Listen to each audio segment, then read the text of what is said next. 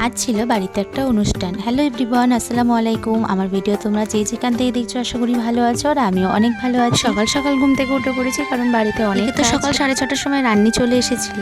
রান্নিকে যা যা লাগার সেগুলো গুছিয়ে দিয়ে আমি চলে এসেছিলাম কাপড় জামা পরিষ্কার করতে।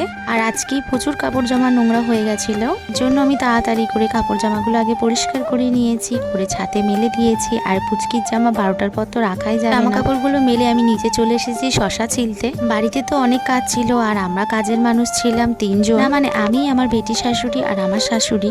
তো বেটি শাশুড়ি আর আমি মিলে আমগুলো ছিলে নিচ্ছিলাম। আর এদিকে রান্নি বলছিল কিছু মশলা করে দিতে, সেই জন্য আমি মশলাগুলোকে গুঁড়ো করে দিচ্ছিলাম। তো আমি এদিকে রান্নিকেও কিছু গুছিয়ে দিচ্ছিলাম, এদিকে সংসারেরও কিছু কাজ করছিলাম। 9টা বেজে গেছে, সেই জন্য আমি ওদেরকে টিফিন দিয়ে দিচ্ছিলাম।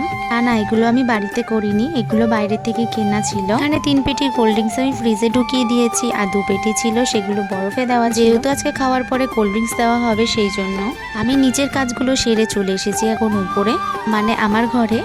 তো আমি এখন একটা নতুন বেডশিট বিছিয়ে নেব। আর এই বেডশিটটা দিয়েছিল আমার মাসিমণি, মানে এটা নানিমাকে দিয়েছিল, নানিমা আমাকে দিয়েছে। বেডশিটটা তোমাদের কেমন লাগছে অবশ্যই কমেন্টে জানিও। তারপর আমি এদিকে ঘরটাকে মুছে নিয়েছি, ঘর মুছেই চলে এসেছে আমার একটা পার্সেল দেখে তো আমি থাকতেই পারলাম না, তারপরে চলে গেলাম আমি আনবক্সিং করতে। তো এখানে ছিল একটা এসির কভার, তো এখানে এসির কভারটা আমার ছোট হয়েছে সেই জন্য আমাকে আবার রিটার্ন করতে হয়েছে এটা। তো যাই হোক, আনবক্সিং করে আমি নিচে চলে গেছি নিচের ঘর মুছতে। বাড়িতে অনুষ্ঠান হলে যতটা না আনন্দ হয় তার থেকে বেশি কষ্টের ঘর পরিষ্কার করা। যাই হোক, আমি ঘরটা মুছে গোসল করতে চলে গেছিলাম। গোসল করে আমি রেডি হতে হতে চলে এসেছিল আমার খালামারা, আর এদিকে বোন ভিডিও করছিল। তো এত ব্যস্ততার মধ্যে অনেক ভিডিও নিতে পারিনি।